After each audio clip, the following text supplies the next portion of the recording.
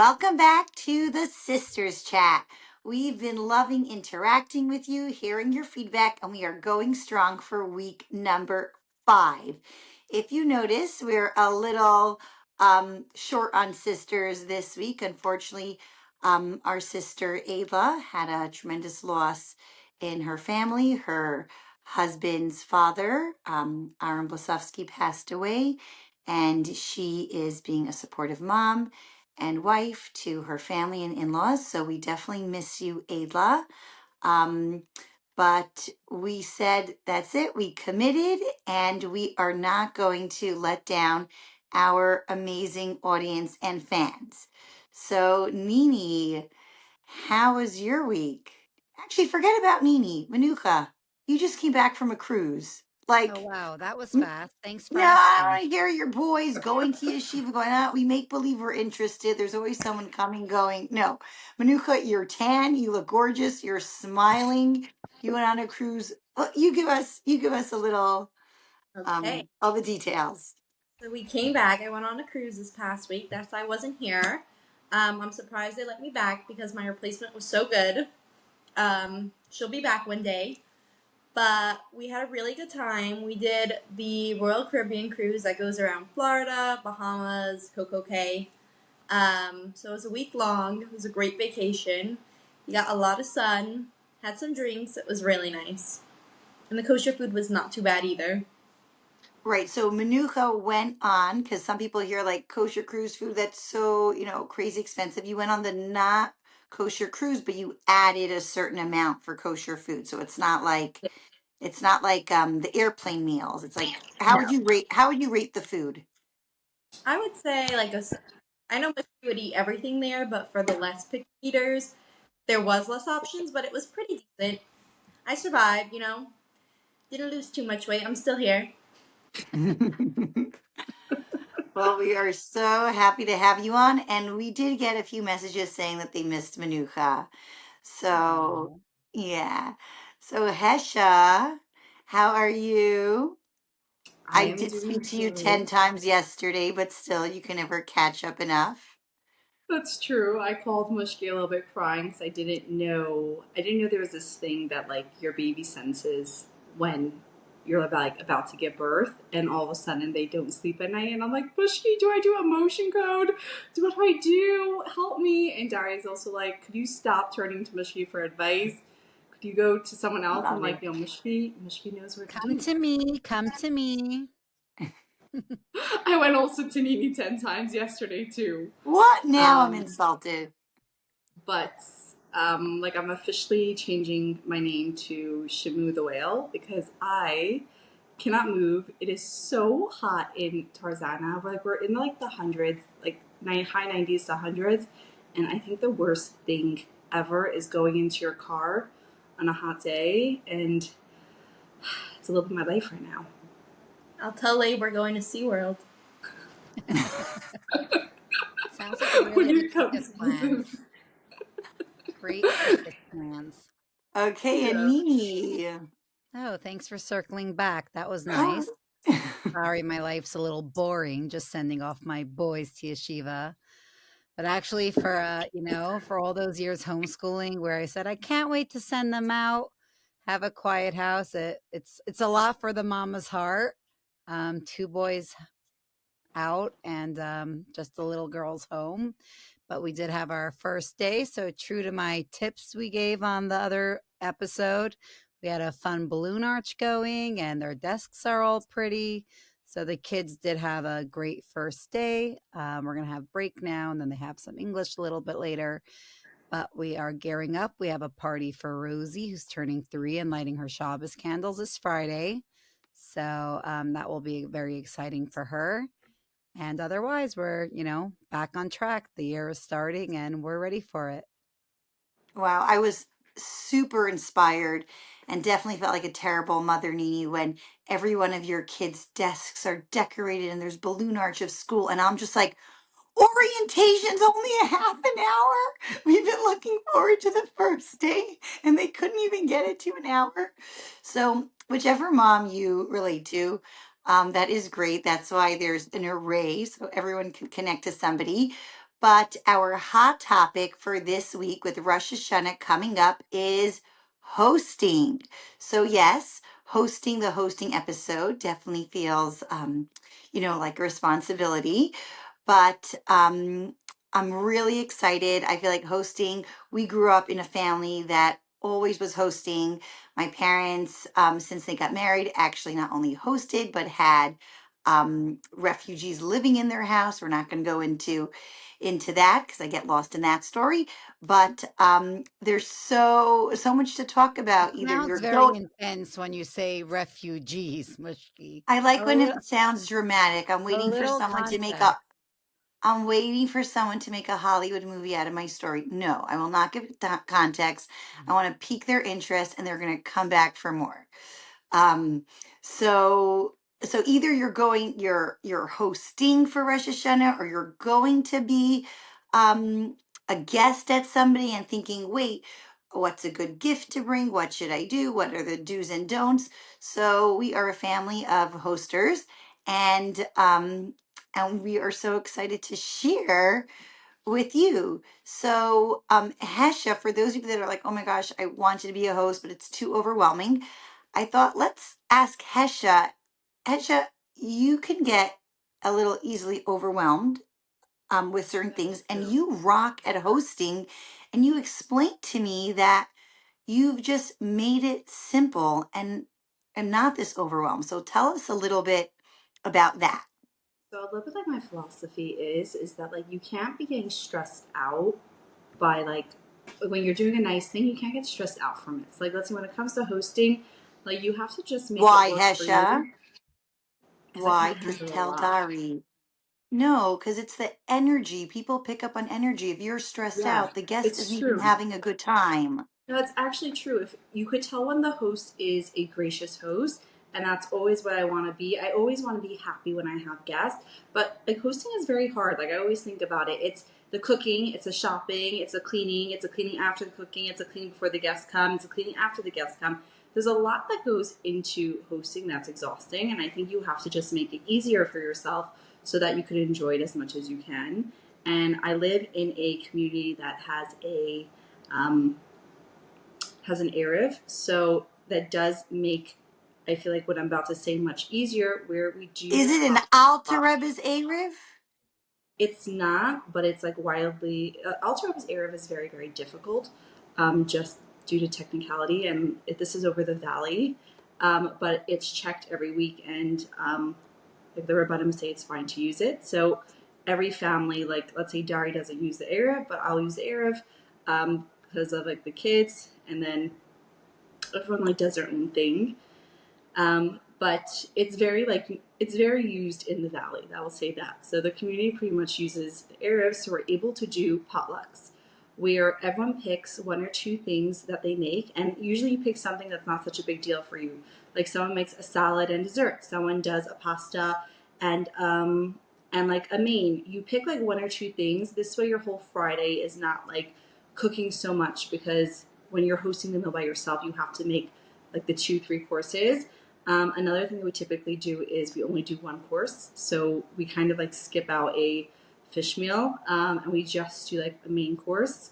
And sometimes the men will have like fish and shoal if they want to be a little bit um, strict on that. But we do a potluck for one course and it makes things so much easier. So I will say that is like a really big help if you want to host and it's too overwhelming and you're like, I can't do it. A way that it makes it easier for you. And people are so happy to help. Like everyone's always like, what can I bring? If you actually like, use your delegation powers and you tell people to bring one or two things, then everyone's happy to chip in and it makes it easier for you and you're happy to host. No, that's really cool. So instead of saying, "Hey, would you like to come over?" you just say like, "Hey, would you like to potluck?" Like, what if Yeah. someone's never potluck before?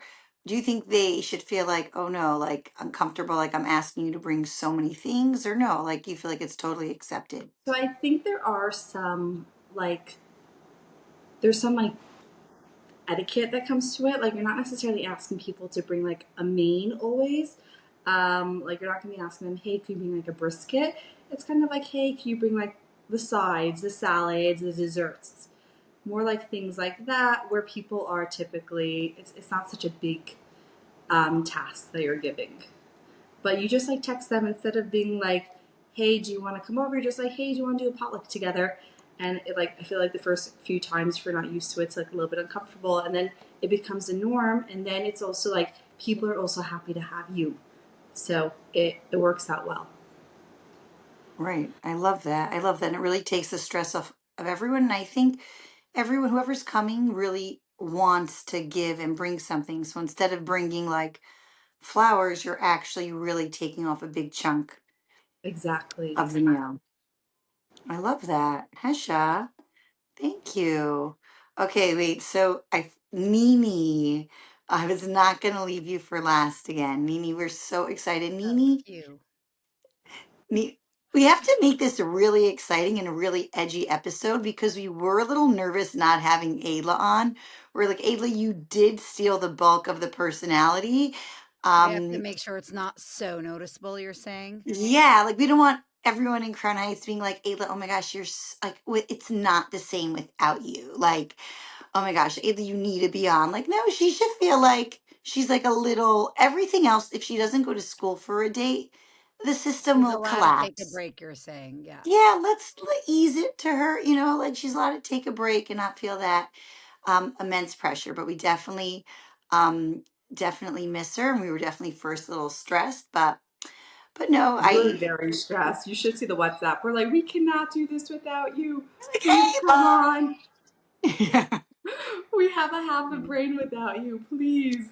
So, Nini, when we talk about hostess with the mostest, you definitely get the award because you're not somewhere where, like, when I was in California, I would have sleeping guests, but there were so many eating options, and I never felt like a burden. Like, people could come. I know there's so many, they could go on Pico, eat out breakfast, lunch, supper. It wasn't on me, but when you host someone, you like host them because there is no kosher food anywhere in sight or drive. So, how do you feel hosting? What are your do's and don'ts? I remember because I love surprises, we were saying, oh, someone should come and surprise Nini. And Nini heard, she's like, no one's allowed to surprise me. I Worst need to know idea in ever. advance. So, tell us a little bit about that, Nini. Well, I'll tell you why I don't like surprises, just to start off, is because I live in a place where I'm not close to family and friends. So never even mind the food aspect. Like half the fun would be knowing that somebody is coming and looking forward to it. So that would give me already energy for the few weeks that I know someone's coming. So don't steal that from me. Let me know you're coming. Super fun. But more than that, exactly. I don't have places where you could just like pop by and say, like, okay, we'll go out to eat pizza now or do something. So I like to be prepared when people are coming that they don't go hungry. We've never had that complaint yet. People, they keep saying, "How do your sisters keep coming back every Pesach?" And we're like, "Well, we feed them." So between me and my husband, who's a great cook, shout out to Naftali, um, we really tried at least to make sure that the kosher aspect is not lacking. But it is, you got to be prepared. You got to have your freezer stocked, your pantry stocked. You have to have certain things that, you could be making breakfast, lunch, and supper on demand. We're kind of like Pesach, where you don't like leave the house. You can't just like go bowling and then go for pizza. You have to always think about, lunch before you go out, dinner ready for when you come back home. But we've already figured that out. We've got a good rhythm. I love having guests. I love having my family join us in our home. So I know we've done, we do Pesach a lot with the family, like we mentioned. And just some things I do to make it organized and easy is just a tip to make your guests feel extra special. We like putting a little, care package in the room with a couple of snacks, a drink of water, something sweet for the kids. It could just even be on their pillow, a little super snack and a chocolate bar, kosher Pesach for Pesach if it's that time of year, but something that they feel excited and welcomed, like, oh, wow, this is so much fun that we're coming here. I like to have just extra cosmetics in the bathroom. Someone forgot a toothbrush, just the spongy or whatever it is, the nail clipper, something that like you might need, but you don't want to have to like be rummaging through your host drawers to find something. I like having very, just extras of the tissues and whatever you would need in the bathroom, clear and in a cute container, out and easy.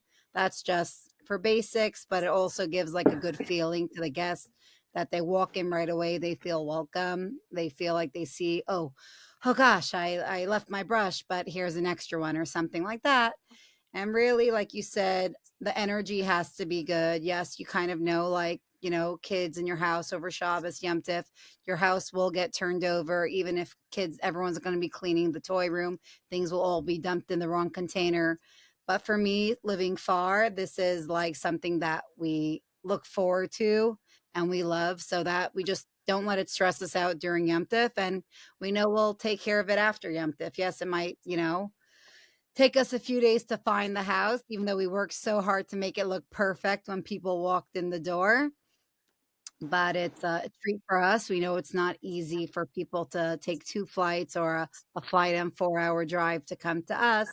So that's something that we appreciate and we try to reciprocate in happy hosting and making people feel wanted and welcome in our home, and definitely not hungry. No, Nini, it really is true. Like, you're always like, I never see you even pace out your house. We come and it's all prepared, then it gets turned upside down. And do you like mentally prepare yourself also? Like, It's like or you know it's gonna happen, but you know it's like, gonna happen. it's part of it. It's like you could take the other way and say like, I just want a really quiet Pesach, just focus on my family and have a clean house. But then you really miss out that bonding time that Yom Tif with cousin gives. But just Right. one more point before you pop over, but it's true. It's, let's say we had a bar mitzvah this year, and it wasn't just the planning of the actual bar mitzvah, because you're coming to a place that there is nowhere else to go. Half the planning was the lunch before the bar mitzvah, the lunch the day after, food for people to take on their flight home.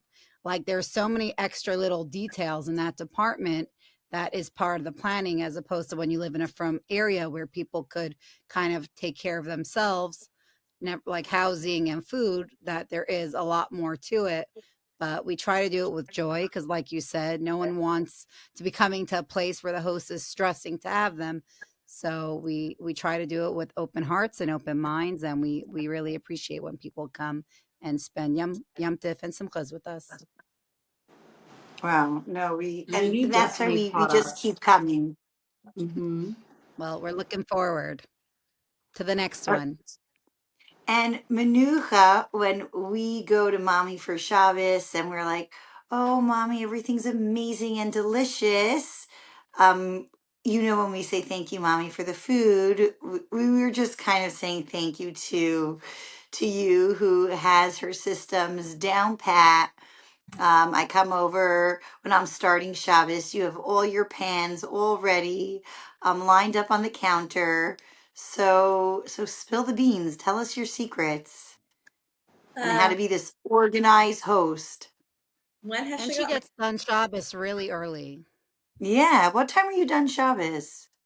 I like to do it all in the morning, so I'm done and I'm not like stuck in the kitchen all day. But when Hesha got married, the cooking kind of fell onto me, so it wasn't really a choice. But it works out. That's what my in-laws Sorry, heard about. that's how it works in our. I And it was No, I'm worked. gonna saying, say, Mushki, we don't feel so bad. We all had our seasons where we took over Friday afternoon cooking. It's true. yeah, My it's like a brother domino effect. Yep. We actually then cooked for you. Now we're enjoying you cooking for us. it worked out. I like to say that the first thing I do is I always like to write everything down, so I just like know what's happening. Fun fact: my parents love inviting guests on Friday when you're already done cooking, so we always just cook The extra. worst. Um, but I like to write everything down before so I know what I need, know what I'm planning to make, and then I like to do all the shopping on Thursday. So Friday it comes and I can stay in the house and just get everything done because when you're running in and out of stores the whole day, it just takes everything double as long. I like to say that I have like a cooking uniform. I have like one shirt that every Friday you put on, destroy it. Also sneakers, otherwise your feet are broken. But in our house, we always just put on music and we just got going. We were always dancing around the kitchen with mom, like our fun songs. We still do that. But Now our new music is the Sisters Chat on uh, Fridays. I was listening to it with Ma, and Mushki was saying something, and Ma goes, "That's so true." But it was really fun. Me? We were like having the Seattle one. She's like, "I was gonna kill Mushki." It was really fun. Oh, I Um, thought I said something really smart. And I was like, oh, wow. Yes, she was. I know. I keep yeah. thinking I should bench Kaimel for that one. But I'm saying once you have everything that you need in the house on Friday, and you just put on music and you do it, and you know exactly what you're doing, it doesn't take so long, and it's not so overwhelming. I was also say like if you have other people there, put them to work. Like we always had like little kids come and let them do some peeling, send them to the store. Everyone can help. It's a team effort. A hosting hack that I learned is that if you're having a lot of guests and can't entertain them all, invite someone that could. So if we invite Mushki, you know why. I get. Uh, oh my gosh! I did not know I'm having this big reveal on here. Is that why Mommy invites me every Sukkot? That's the reason. What is she going Oh to Surprise! do my without you gosh! this year? I know she's Oh, stressed. I don't know. The conversation's definitely not going to be as fun. They'll have food, but like no exciting combos. So. Wait, Manucha's leaving too. Oh, because I really bring the conversation. The food. Oh yeah, it'll be a skinny girl circus. That works. Okay. Any other secrets you want to drop, Manuka? I feel like we also just have like our recipes that we also all share recipes, which I feel like is so nice. That like if we're like, oh, like I need this salad, we all share and like we all have new things going. So we always try new things also. Like Do try you to try new recipes that you've seen on Instagram or get passed around, or only that you've tasted and are like tried and proven? I feel like a little bit of both. You try it once and if it sticks, it sticks. We do have one salad that we ate by my in-laws, and now I think everyone in the family uses it, Nini especially. So I feel like It that's was a like good one. you like find new recipes that you can incorporate into your meals. But I actually find when hosting, it's not always the best time to like try new Try. recipes. It's like when you want to host and you want to get things done without the stress, it's easier, especially let's say Shabbos, to do like not like a one off meal, to do like easy recipes that that like you do in your sleep and you could Yeah. just knock it out. It tastes good. Everyone's happy. No one's complaining. And Yeah. it's easier as opposed to like trying to Focusing on figure out both. the new hack and the new different thing, the new method that you're going to be cooking or the new food. So I would I, wait on the total new recipes when you're not hosting that many people. I love that. I love that, Nini. I want to just like say, like, go back to what something Manuka said, like getting stuck in the kitchen on a Friday. I feel like a lot of women can relate to this, where when Shabbos comes in at 4, or when Shabbos comes in at 7, you could just be in the kitchen the whole Friday, like cooking, and you like kind of get lost. What I like to do sometimes is like put on like a 2 hour timer and be like, I'm going to cook for 2 hours straight, and whenever I get done, I get done. And whenever I don't, we're just not going to have. And you kind of have to be like a little bit like strict on yourself, because sometimes I feel like we make so much food and you're like, okay, I could just make one more salad, one more dip, um, one more side, and then it could take a long time. But if you kind of say, I'm going to cook now for 2 hours or set this time aside, and then you don't get stuck in the kitchen, then you could also like enjoy your Friday. If Ayla was here, she would tell us that she goes on trips every Friday. I don't know how she manages that, but that's a little bit what she does. Is that she like cooks for 2 hours, and then she has her things made, and then she's able to enjoy the rest of the Friday, and you don't feel like stuck in your kitchen.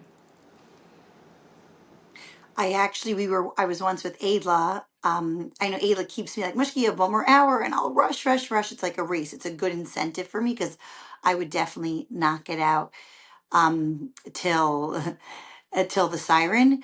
But we saw an older couple there, and she saw me and Ayla out with their kids in botanical gardens, and she said, "You know what? Like seeing this is making me feel a little bad." She's like, I know my guests would have." not needed those two extra salads, and I should have just taken my kids out. I feel like I needed to hear that because it does end up being an endless pit. One more salad, one more this, one more dressing. So So I true. actually love that timer idea. Wait, Actually, Mushki, I'm just going to cut in so I could almost introduce your aspect because I may host a lot, big, big, big Please Pesach do. programs. And Menucha may be cooking, and Hesha could teach us about the ease. Adla could definitely teach us about speed and efficiency. And, being really an open home now in Crown Heights, that's really special. And that's actually, what she's dealing with right now. The Shiva and everything is in her house, and she always does that so graciously. It's nice to have another place for the family to go to. Um, but you definitely bring the beauty to the tables and to the vibe, and you know how to set the tone right, picture perfect for every event. So you tell us, how do you get that, Friday night beautiful table, a simcha table, malava malka, like what's your little tips and techniques to, tweak here and there and really set your table right to bring that beautiful feeling along with the food? Well, I learned that I used to go to my in-laws when I was helping out with their shluchas for 5 years. And there was one, it was like a Pesach or something. And she worked so hard, obviously, in the kitchen and the food. And I just made a cute little tablescape and added a little place card by everyone's table. And that's all everyone was talking about, like how adorable the place cards were. And the table was set up. And I'm thinking, oh my gosh, that took me like 15 minutes. My mother-in-law has been literally slaving away. So that's when I was like, uh-huh, I think this is where I'm going to put my energy, because when someone comes in, that's really what welcomes them and sets the tone. And it's super exciting for me. And I feel like um, there's never an end to the kitchen. You could just be more and more. And if someone comes into the house and the potato salad's not done, like who cares? But if the table's not set, that's like, come on, the table has to be set. So I always love setting the table before. I feel like it gets me into a totally different mode, a Shabbos mode. And sometimes I'll even like start the table and then be like, no, after I'm done, like all the main dishes, then I'll like do the napkin rings. So people think I have like, I spend so much on the table decor. So I do have a few different like tips and tricks. I invested, actually, well, Ma really invested, then I took some of it, but I did invest in the beginning of the year in, I went on Amazon, just got beautiful vases, two different sets of vases, some clear and some white. And then I got those gold candlesticks. And that's really my staple. And then every week, I just love whatever flowers I'm in the mood of. I pick those flowers. I go on the corner store, and I pick them out, and then I'll go get plates that are matching, um, and then I have a few different color cheesecloth. Even though Esty Which is Mansuri told me by they're the way, totally out, I don't care if I'm 2 years behind. So it's really the flowers and the plates and the cheesecloth. And I have two different sets of napkin rings. And I just keep recycling over and over and over.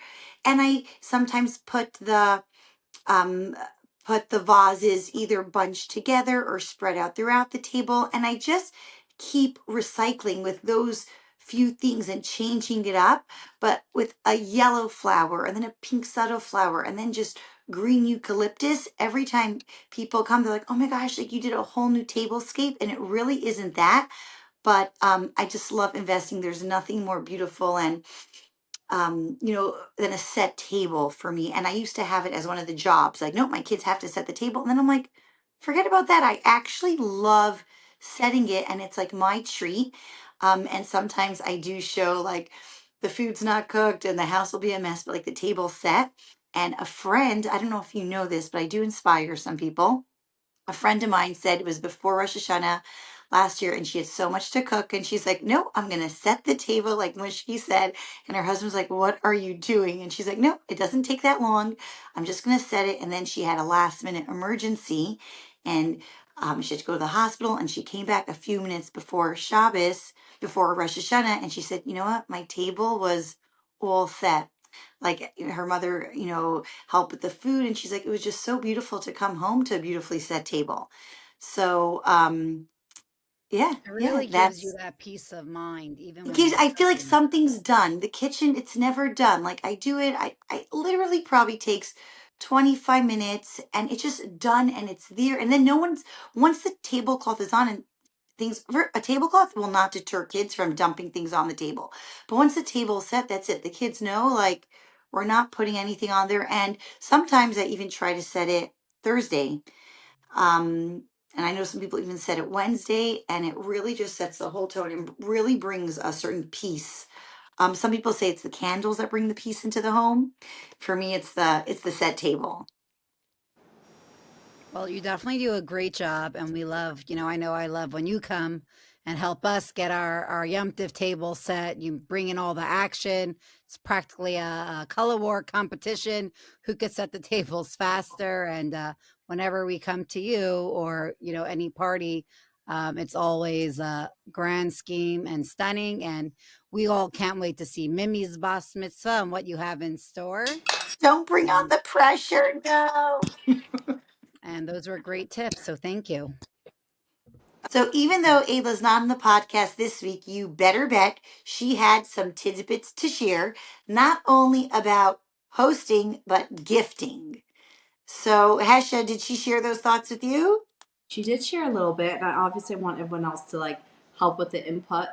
But Adla is the queen of actually hosting long-term guests. Like she hosts, especially she ran a Chabad house for many years, so she would host long-term guests, and she would like sometimes say that when you're hosting long-term guests, she wished like the gifting culture could be like a little bit more open communication where it's sometimes nice where people come and they bring this very expensive bottle of wine when you're hosting them for 2 weeks, but she's like, I kind of wish you would like ask me what I wanted beforehand so I could get something a little bit more practical because let's say you and your spouse don't enjoy wine. So it's like it's a nice gift and it has like a lot of, it's sweet that someone brought it, but it's not necessarily suited for the host well.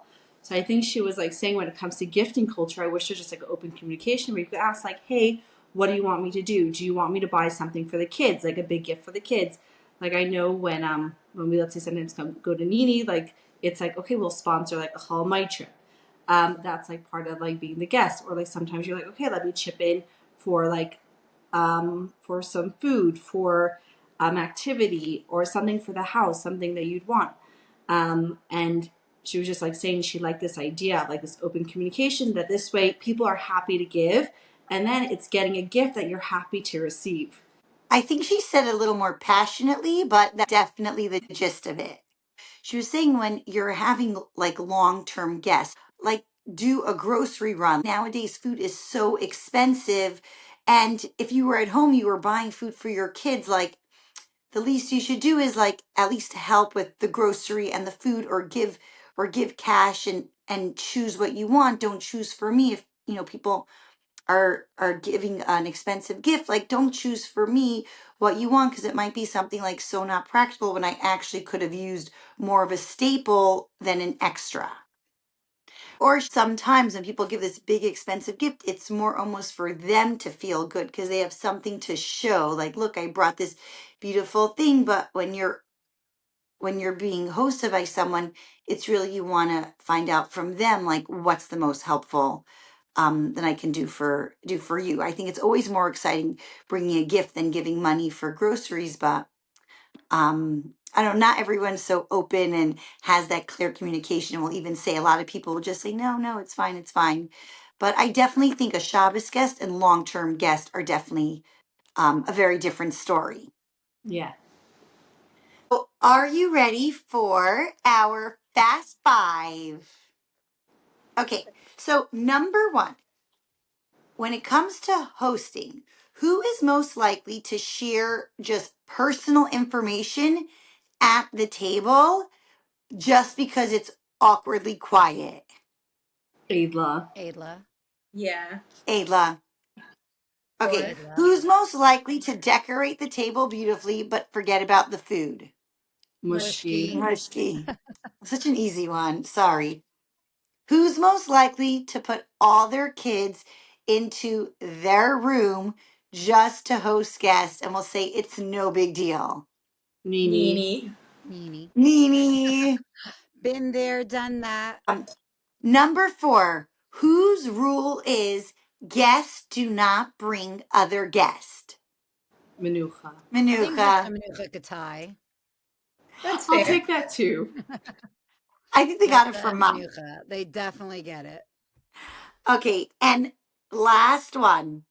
Who's most likely to not leave somebody's house until their kids cleaned up all the toys? Adla. Ayla. Yeah. Not Maybe always, No, but Nini, yes. Mushki. you're also really good Mushki. about it. I tr-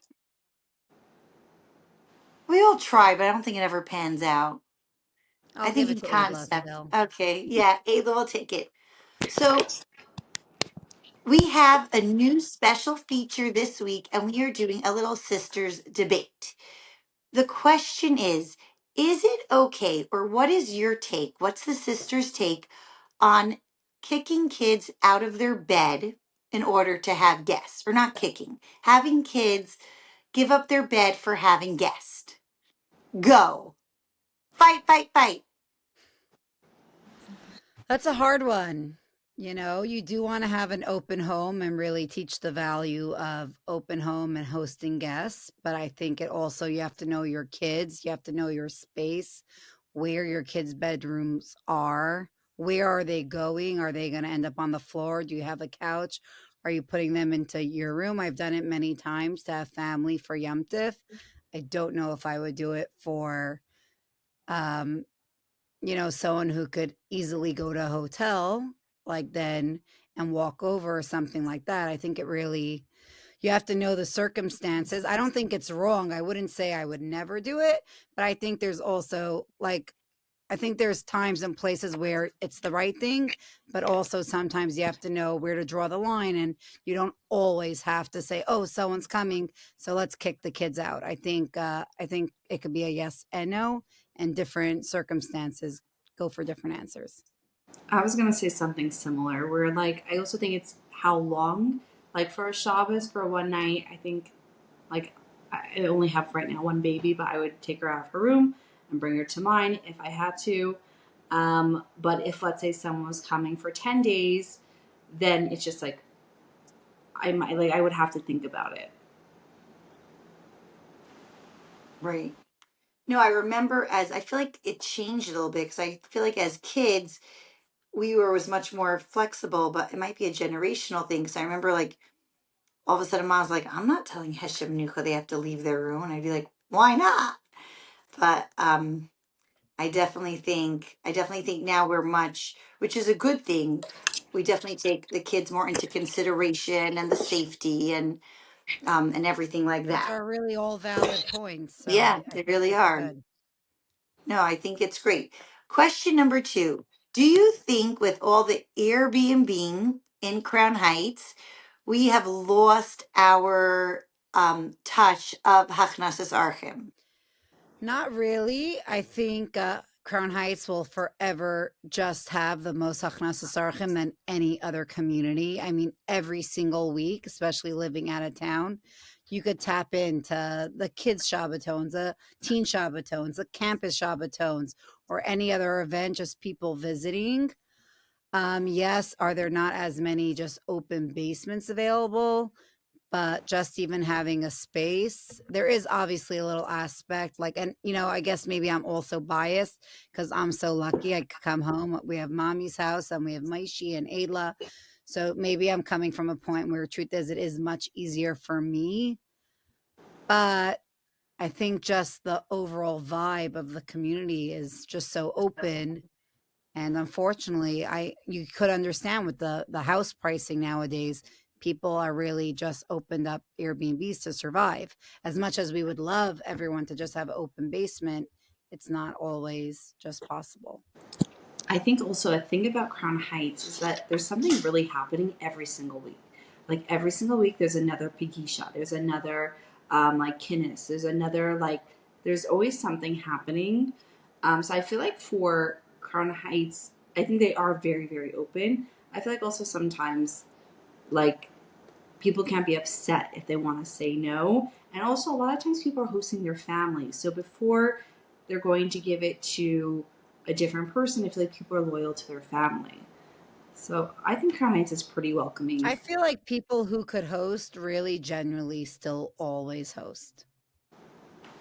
Right. And if they're not hosting sleeping, there's so much, hosting meals, and it's I don't know, Manuka, what do you think? I think people also just have less space now. Like, there's not as much like places for people to stay, but I think like Nini said that whoever is still hosting like still does it. Like our parents still host people for meals and for sleeping, and we always have like family by us. So like I don't feel like the basement is ever free, really. Something. All right. So we are about to conclude this episode 5 on hosting. And I know though, after we finished the episode and we pressed end to the recording, all of a sudden everyone's like, wait, but I had a hack. I had something else to say. So now is your time, ladies. If any last second hack or point came up, does anyone have something to share? Well, I'll just say I know what makes it easy for me to have more and a long time guest. People come and you're not always in the kitchen with them, and then they start rummaging through all your shelves. Where's a fork? Where's a drawer? Where's a plate? Where's a bowl? I like to almost have like a shelf, a bookshelf, or whatever we're using. Obviously, Pesach we do in bulk, but just in general, like especially when you're having a lot of kids, to have like a stack of plates and bowls and forks, spoons, knives, the paper goods, super easily accessible out, not like stuck in your pantry, but somewhere easy to find in the open. Everyone could be self-sufficient. They know how to get their own bowl in the morning, grab a plastic cup, and it really makes for easy transitioning. People could take their own without having to go through every drawer in your kitchen to find what they're looking for.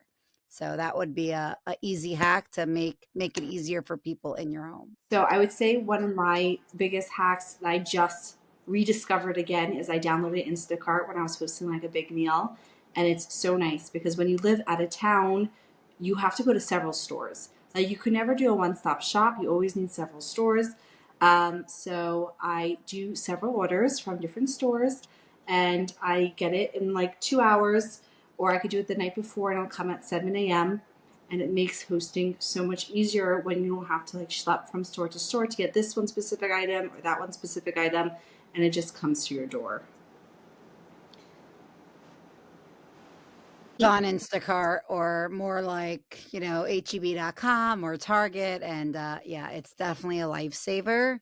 I remember used to hosting parties or anything, and literally it was just hours of running from place to place. And it's true, the convenience of getting everything from every store arriving at the same time is, you can't beat that. And for me, another hack that I thought of is I feel like people put so much effort before the guests come, but then when they come, you're like, oh wow, I didn't think this through. Like, where are they sitting? Oh no, it's getting a little awkward. So I had a neighbor, Danielle Forer, who always had place cards. So sometimes we actually put out a little place card when we know exactly who's coming. It makes it so fun and everyone feels like so welcomed. And sometimes a little question or something underneath the plate. And even though we don't always get around to all the questions, and I know some people, whenever I say, okay, we're doing our question now, people are like, no, not the question. But at least, people share. My sister, Rania Chabaros, used to say, everyone, have a chance to say something wise or otherwise. And even though sometimes people say, no, I just want to sit back and, enjoy and observe. But when you are an active participant in the meal and have a little something to share, a little question prepared, I enjoy it. And I Definitely think helps to keep well, the conversation going. So I get that. okay, well, we hope you enjoyed the sisters' hacks and tips on hosting, and good luck with all your hosting prep or being a guest. We want to wish you a wonderful Rosh Hashanah and beginning of your new year. And we'll see you back next week on The sisters the chat. Sisters Chat. You guys stink. Do it again. On The The sisters Sisters Sister chat. Chat. Chat.